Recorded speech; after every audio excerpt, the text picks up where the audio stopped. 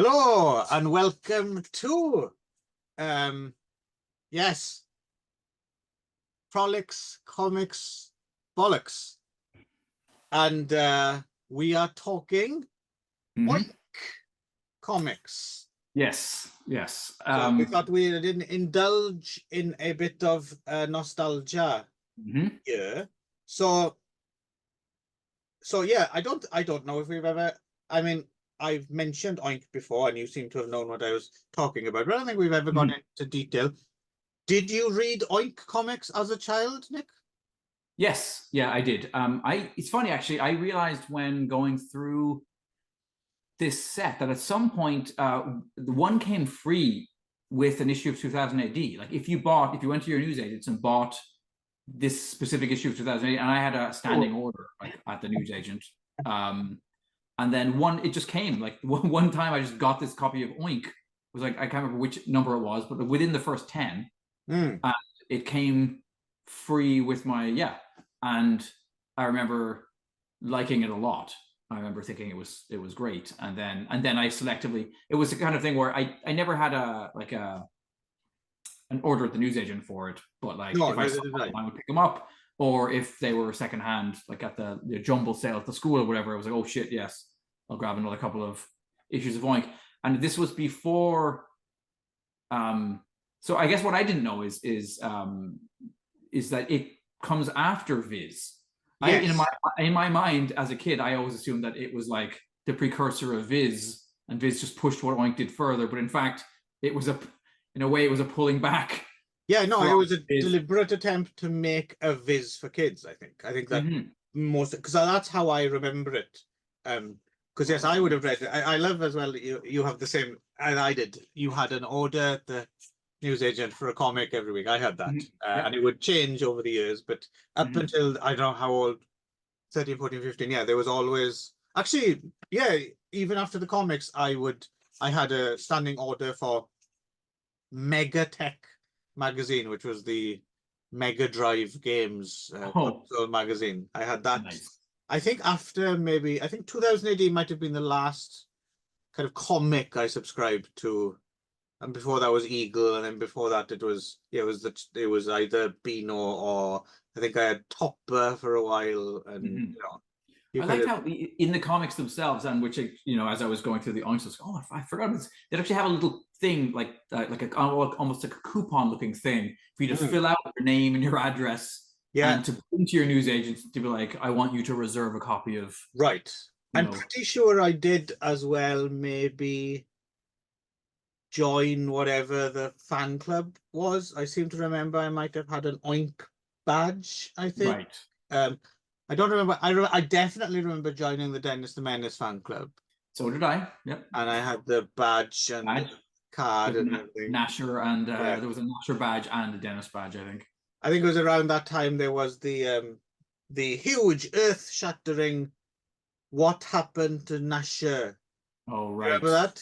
Where they even employed a cartoon version of the radio DJ Mike Reed to find where what did, and then as far as I can tell, he just turned up and he had Nipper with him. Right. So, and I don't think anyone had considered that Nasher was a girl. Nope. Before then. But I'm assuming. Anyway, we're not talking because we were talking about that. No. As we discovered, most surprising is that Charles Hawtrey appeared regularly in Dennis the Menace strips. Yes, that's right. As Walter. Yeah, we'll get to that, because as we regress further, we'll probably get to the Beano at some point. Actually, I tell you what, I wouldn't mind doing one day is, I don't know what the most up-to-date equivalent of this would be, but I remember in the 80s when I was reading this stuff when it was coming out, I remember it was the 50th anniversary of Beano and Dandy, and they put out like these kind of, a look back at history of Beano Dandy compendium things. That would probably be quite interesting. I don't think I would necessarily want to read individual fucking desperate Dan strips, but no. But that said, certain, again, like with anything, like we did we did Tom Patterson already, right? Who'll pop up again here. Yes, in OINK, yeah. And so Leo Baxendale will be the other person that I, if you were to kind of winnow through the Beano and say, well, who is really interesting there? Leo Baxendale is definitely the person to talk about. So I wouldn't mind doing him.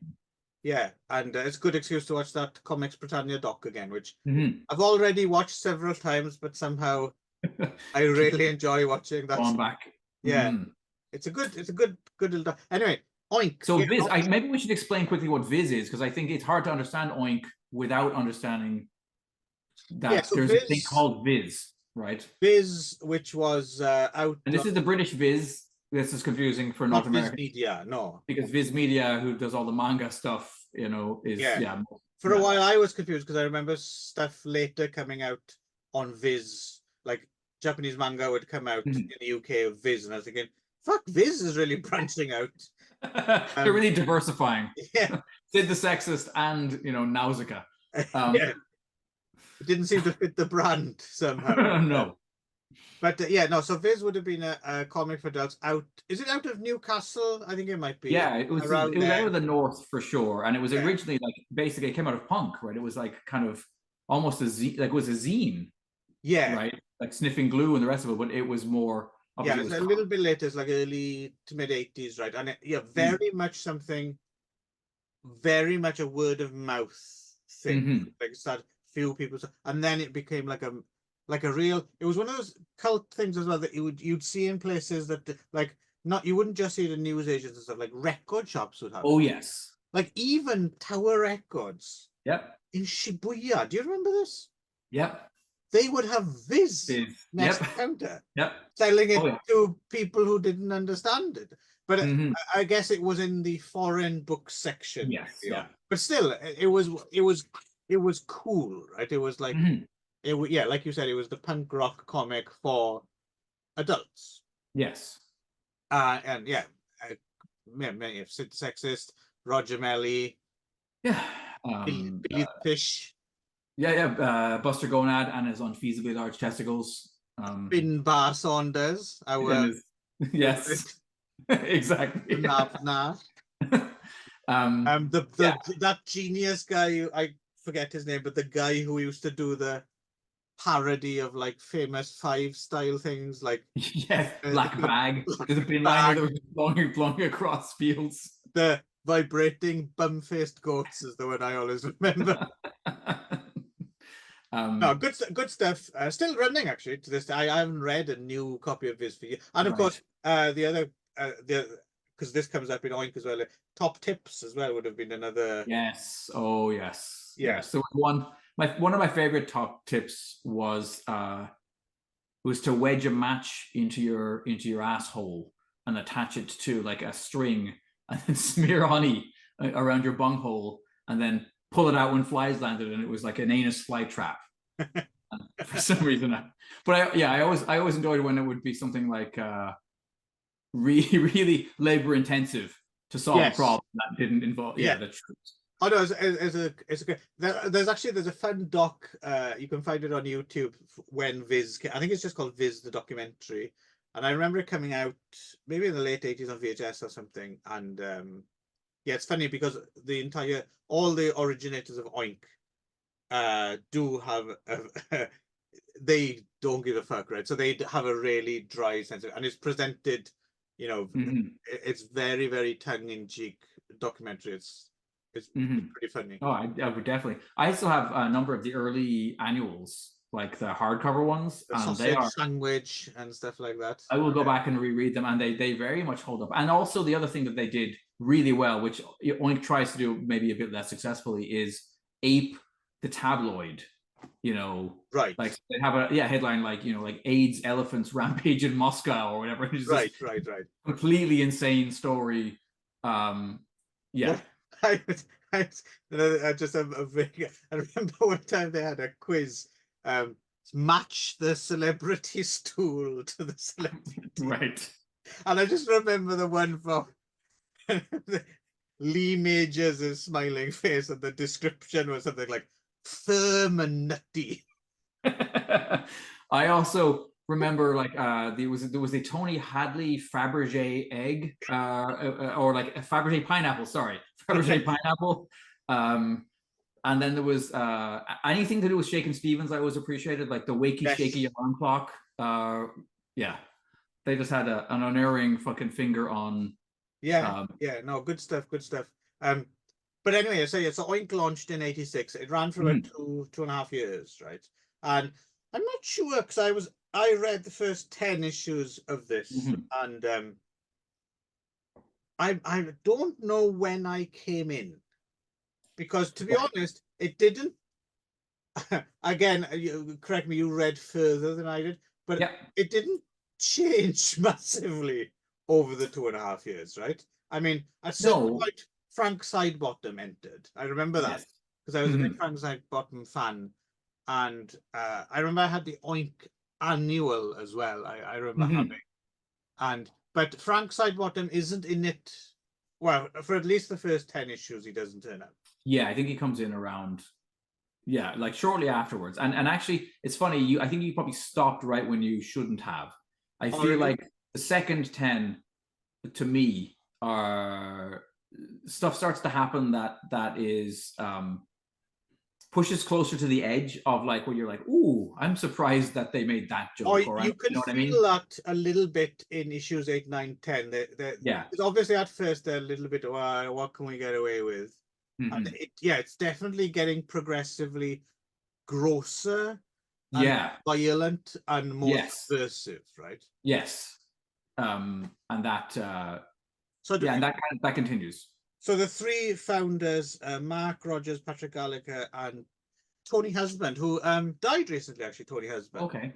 And it's kind of interesting because Tony Husband's one of those. He's got a immediately identifiable art style. It's kind of like really primitive line drawing thing, right? And the thing is, he's most famous for doing cartoons for like Private Eye and stuff like that. Like, I remember growing up seeing Tony Husband stuff everywhere, and it was really interesting because I remember, like, even as a child, like in the Beano, like I didn't know his name, but I was like, oh, isn't this the guy this looks like those cartoons I see sometimes in Grown Up.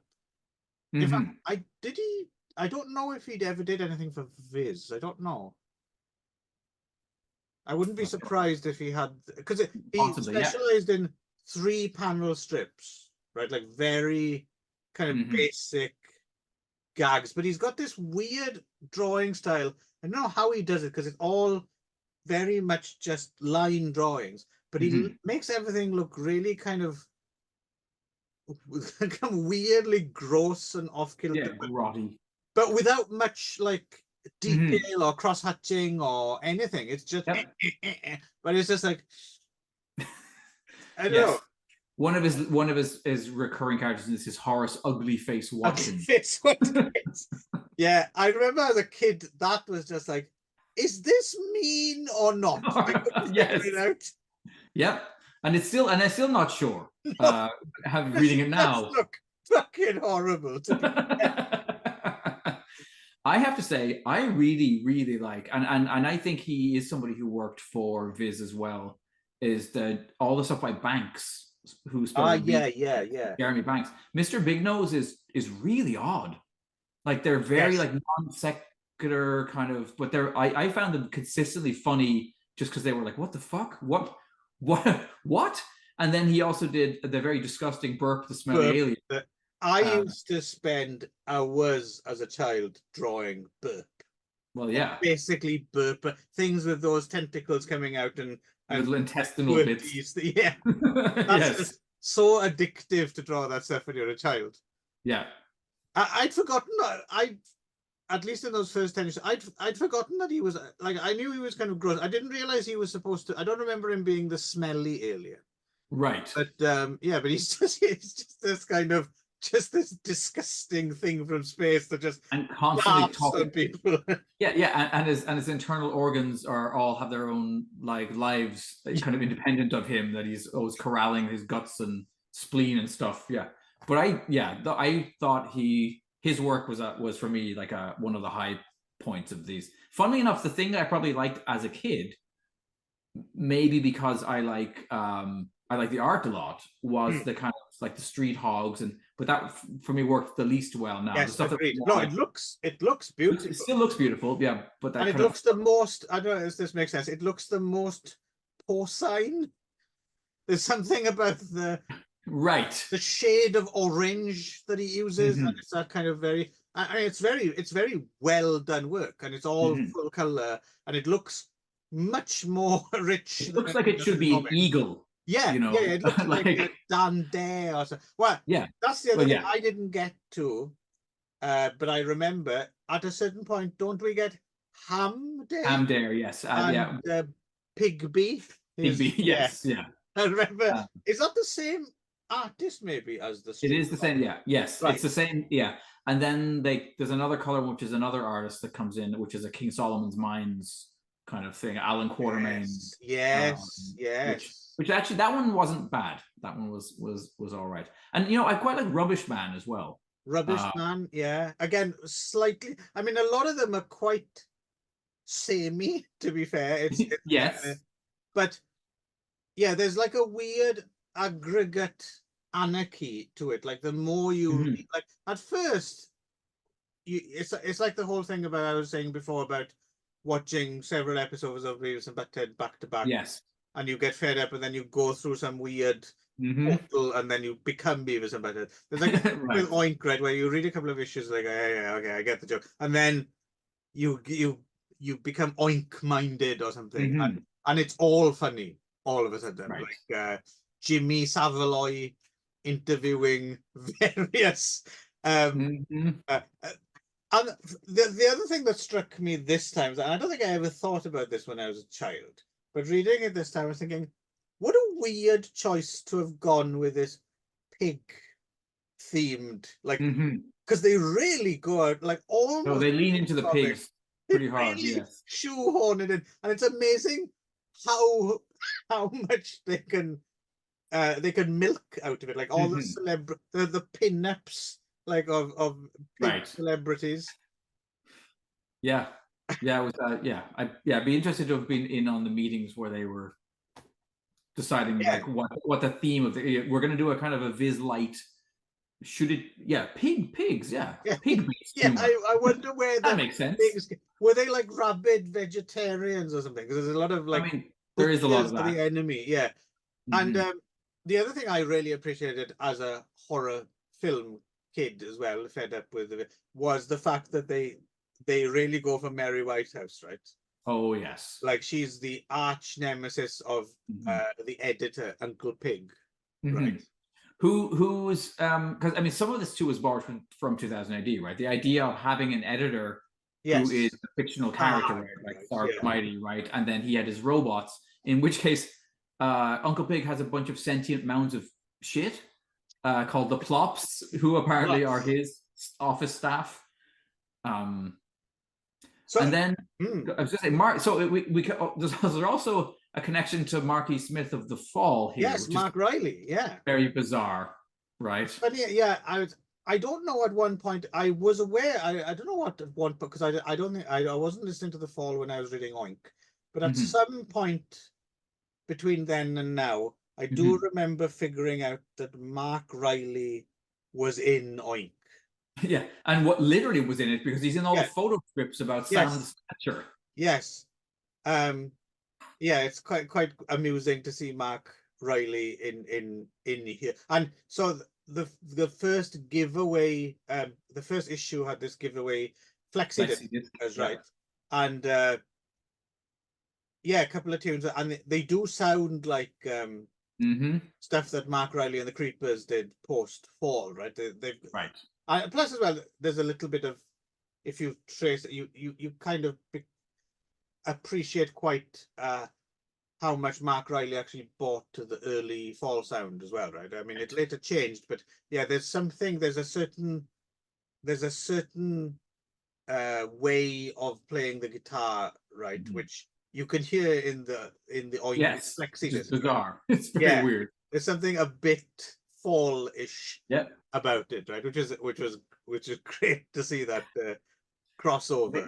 Yeah, I mean, I wonder if would you have heard that back then, or you didn't have the Flexi? No, I don't think I don't think I picked up the first issue. I don't think I had the Flexi disc. Because the thing is, whenever you saw those things in jumbo sales, or whatever, any free gifts are gone. But they never came with the. Yeah, they're not still going to have the copy of Barbarian sellotaped to the front cover, Right. Yeah, that's amazing to me now. In those days, that is, that they would just like, there's no way to get that fucking thing off without ripping. Oh yeah, you have wrecked that comic. And you get like computer magazines as well, a computer video game magazine with like a cassette and just. When I said Barbarian, I was thinking about the actual. Oh right, yes, Spectrum 48K cassette of Barbarian, which is still one of my favorite games. And I just saw an ad for it the other day.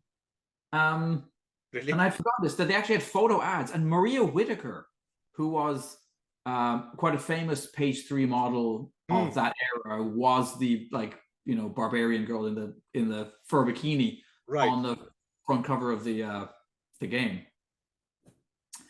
But yeah, so the funny thing is there's good stuff, and then there's stuff like the fucking hippo who shows up in every issue for half a page to do nothing funny or nothing interesting. He just eats something big. Yes, but that's another. Is that a Banksy one? It looks like Banks. Not Banksy. Banksy's a different guy. I don't think. Yes, no, it's who is it? It's the guy who does. I have it open here. It's David Haldane, but he does Rubbish Man, which I quite like. And then yes, okay, but it's a similar look, isn't it? It's a similar look, yeah.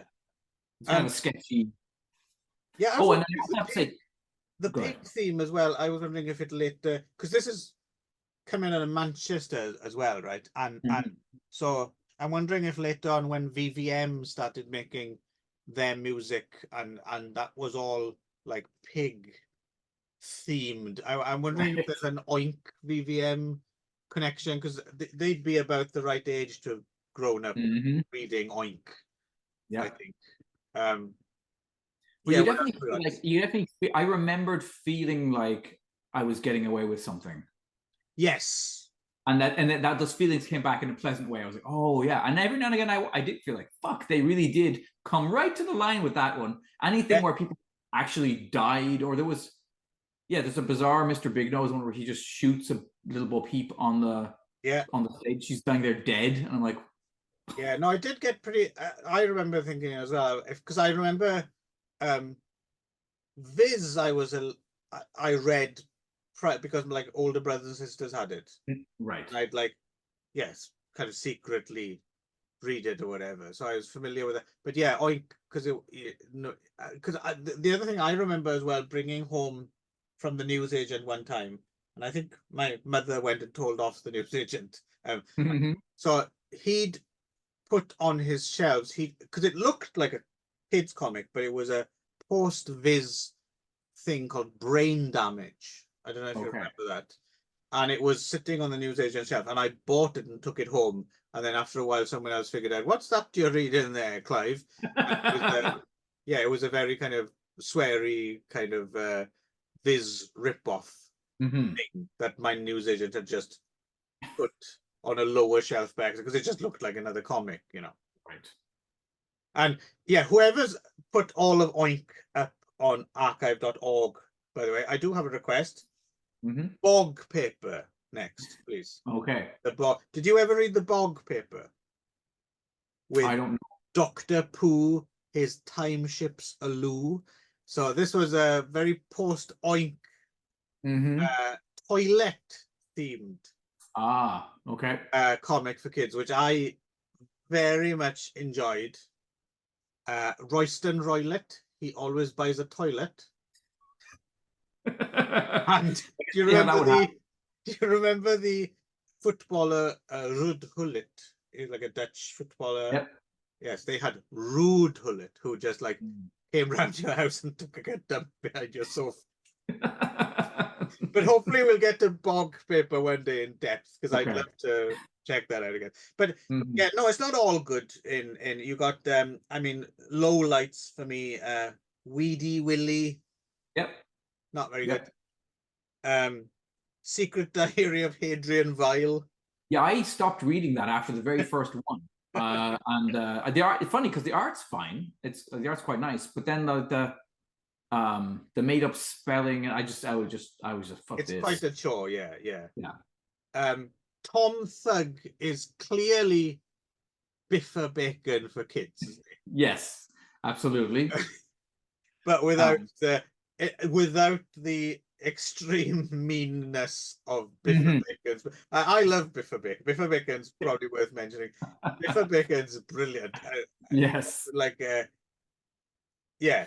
Oh, can I have some chips, Dad? No, you can't, but you can have a brick in the face. The mouth. Just senselessly violent.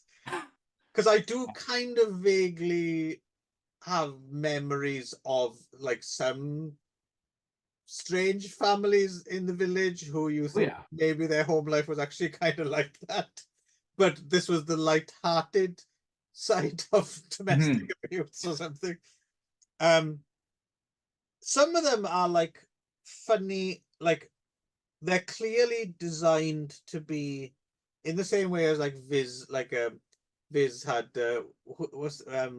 what's his name with his magic inflatable but Billy's banana or whatever the fuck it's called. Right. When he just turns up and goes, "Can I be of service with my inflatable banana?" No, fuck off. There's clearly a few things in here which are like deliberately supposed to be crap. Like Harry the Head, for example. Which is Mark Riley, funnily enough. Yes, it is. Writing and drawing that. Billy Bang. Although funny, Billy Bang is by I think Chris Donald, right? Because it looks very much like Sid the Sexist. I think it's right. Like I think it is. So both Davy Thorpe and Chris Donald, who were the founders of Viz, also worked.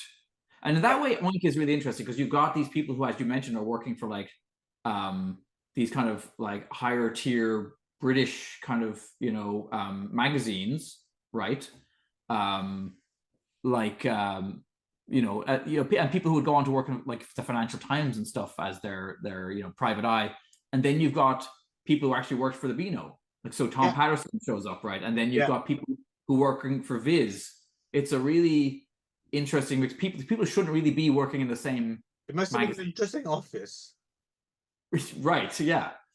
And it's Fleetway, so it's published by the folks who are publishing 2000 AD and Eagle, So apparently as well, doing work here and there, I didn't spot any of it. I don't know if you did. So apparently Dave Gibbons and even Kevin O'Neill's work can be spotted. I haven't read far enough, I guess. Somewhere in OINK, there's some Kevin That's O'Neill. interesting.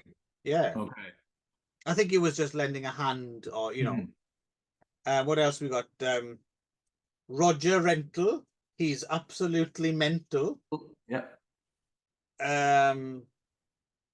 Not to be confused with Robert Rental, the warm leatherette synth pop.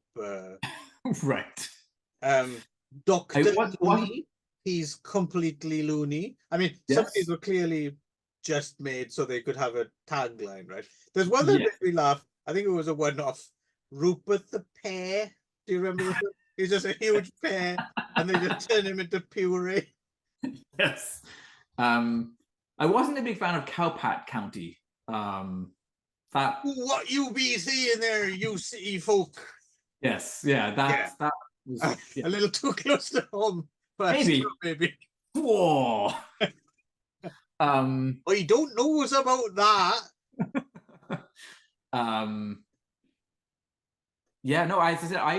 I was surprised. I thought this would actually have held up less well than it did. But I got on with this more. It was quite pleasant to sit down in the bath each night and just go through two of them, like you sit and eat a bag of sweets, kind of, and... Right. Do you sit in the bath and eat a bag of sweets? Well, no. No, it's more like gummo in my house. I have a large bowl of spaghetti that I sear on myself. That is my house, isn't it? I also written down here, and I don't remember this, but I'm guessing there must have been a parody of Rocky at some point, and they had a theme tune.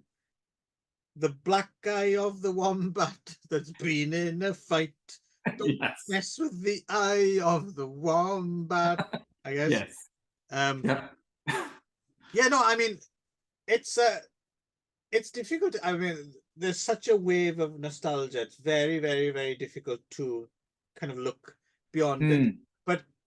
But I don't suppose we have to, because it is at the moment at least out there for free. So I mean, make your own. I mean, it'd be interesting. I suppose I can imagine a very, very cream of the crop best of thing from Treasury of British Comics, right? I don't know if one does exist. I would suspect maybe not, just because it's on archive.org. It's not really worth their time to do it. No one's going to buy it. But yeah, I think you could probably milk one really strong volume. Yeah, I think so. The other thing I remember from one issue, this might have been the annual, another kind of stroke of genius was the cut out and keep sides of toilet paper. Like, cut this page out, and then next week and another attach it, and you'll eventually have a toilet roll. Nice. Yeah, I don't know how much I have else to say about OINK, but it definitely was a pleasure to reacquaint myself with it. And I would go a little further. I would say push on when I shall. I think I do. As far as I want to see that. I think I might just go. I'll go to the very end eventually, but yeah, I want to revisit Frank Sidebottom. So yes, yeah, those are bizarre. And also he draws them himself, which I realized. It's not just that they're not just written by him, but like it's no. There's stuff on it in the excellent Being Frank, the Chris CV documentary, which we might actually get to just for fun, because I suspect you would really enjoy it. But also I think it's one of those things that you may procrastinate about watching, but if I force you to watch it, then you'll thank me for it. So so we might do that. Does it fit the remit of any of our other shows, or is it just well, we can just make it up. That's what Yakuza Soba is for, right? Stuff that doesn't but fit. If I can think of maybe pairing it with something else, then another paper mache based music documentary. We might have to wait a while, because Frank Sidebottom is one in a million. I would wonder if there isn't, or there should be something about Gwar. You would think, like, at some point somebody should do a decent documentary about their legacy. I saw Frank Sidebottom live once. He was at the comic event in Reading Festival. Okay. In 1996. It was great. It was fantastic. He came on. He had Little Frank. We all sang a lot of sing-alongs. With Frank Sidebottom.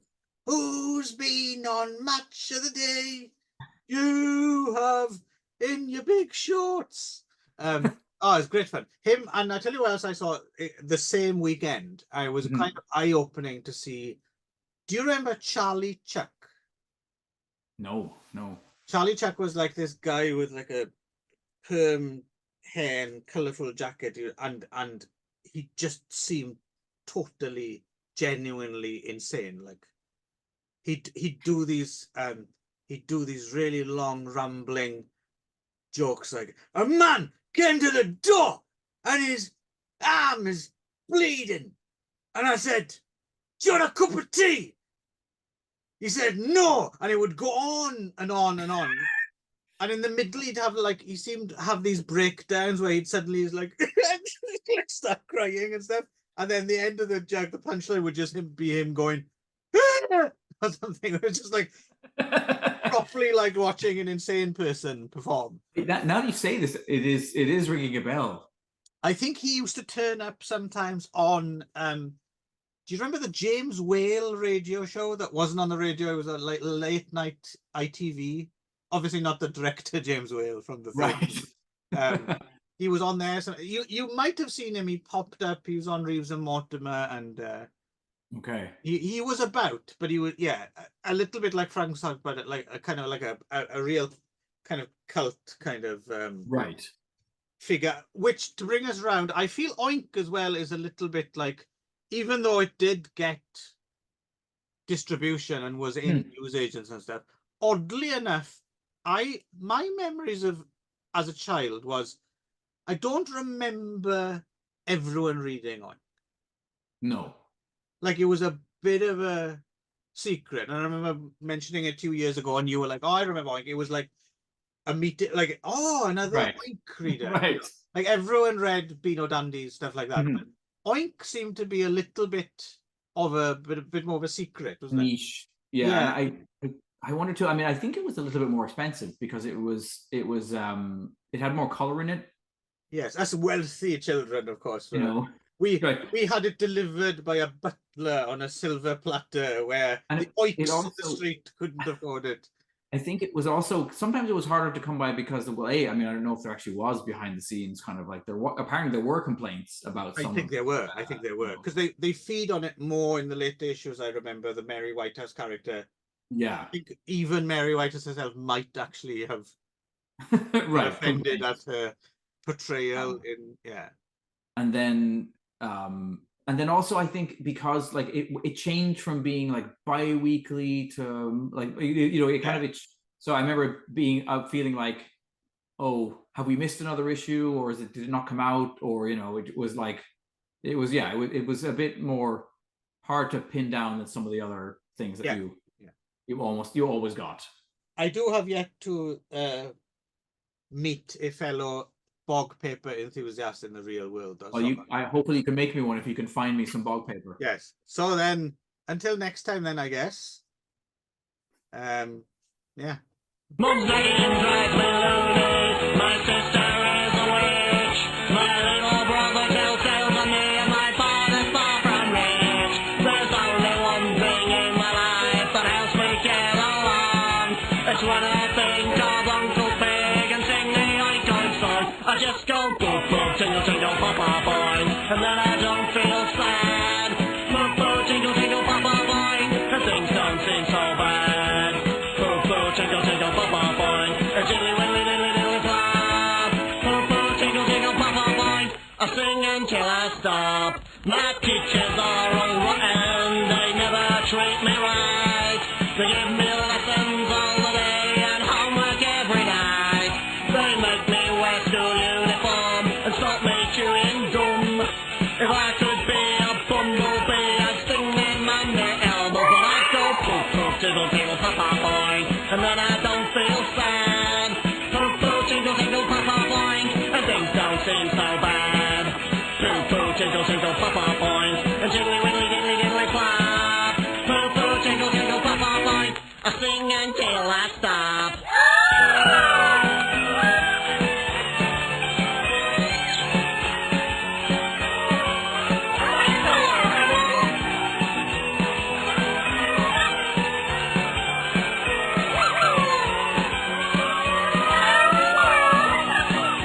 I go poof poof, tingle tingle, pop pop oink, and then I don't feel sad. Poof poof, tingle tingle, pop pop oink, and things don't seem so bad. Poof poof, tingle tingle, pop pop oink, and jiggly wiggly diddly diddly flop.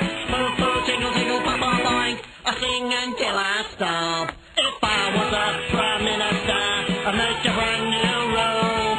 I'd open lots of sweet shops and close down all the schools. I'd make a pig into the mayor of every single city, and make Prince Charles go on TV and sing this little ditty. He'd go poof poof, tingle tingle, pop pop oink, and then I don't feel sad. Poof poof, tingle tingle, pop pop oink, and things don't seem so bad. Poof poof, tingle tingle, pop pop oink, and jiggly wiggly diddly diddly flop. Poof poof, tingle tingle, pop pop oink, I sing it till I stop.